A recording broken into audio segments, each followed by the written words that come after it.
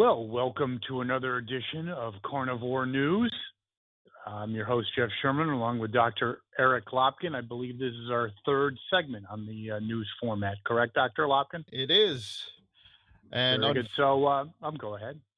Unfortunately, we need to kick it off with sad news. Of course, the tragic death of Kobe Bryant in a helicopter crash.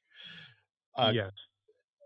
FAA investigators and NTSB investigators are on the scene. So far, they have not released any information as to what caused the crash, although they have said that the area they flew into in the crash was incredibly foggy.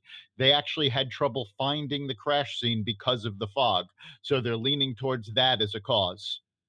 That would certainly make sense. The impeachment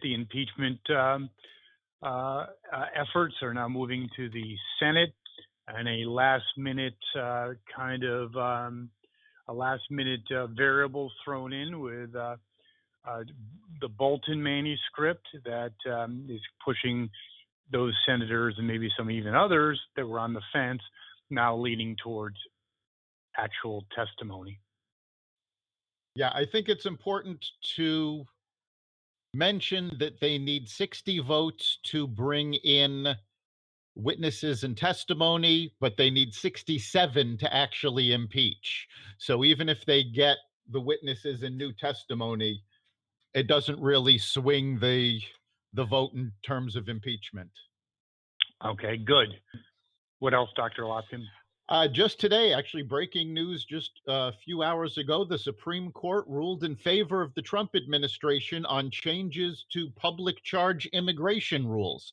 This means that immigrants that are on public assistance, like food stamps and welfare, will find it harder to get permanent residency here.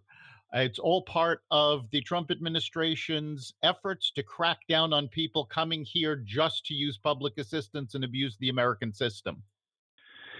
Interesting. And then something that's getting increasingly more news attention is the coronavirus. It's actually had an effect on the stock market, especially today as we speak. And a very dangerous potential outbreak, certainly devastating or beginning to devastate parts of China, has a 4% fatality rate. Yes, the Chinese government is right now literally building prefab hospitals in order to deal with the outbreak. Mm-hmm. And finally, as you said, in the markets are down sharply because of worries about the coronavirus. Because China has closed so many cities and businesses in order to halt the outbreak, they're expecting shortages in manufacturing, shortages in retail, and because this is a holiday season in China, their economy is going to take a hit because of lack of spending. So all of that has affected both European and American markets, causing all of the markets to drop sharply. In the week ahead, markets are still in the middle of earnings season, with the big three tech companies of Apple, Microsoft, and Amazon expected to report earnings this week. So we'll see what kind of effect that has on the market. Yes, and the final news brief that relates to the economy is that for economists that were polled, 67% see no recession, but yet growth around 1 to 2% throughout 2020. That's correct. And I think that concludes our. Yeah. Oh, go ahead. Any other comment on that, Dr. Lopkin? Just that later this week, also in the economy, the federal banks are expected to make an announcement.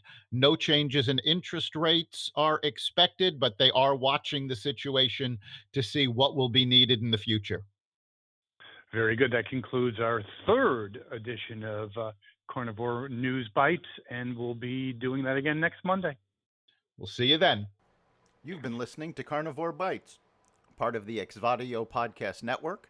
You can catch us every week on carnivoreradio.com, exvadio.com/podcasts, the Apple Podcast Store, Google Play, Spotify, iHeartRadio, and wherever you find podcasts.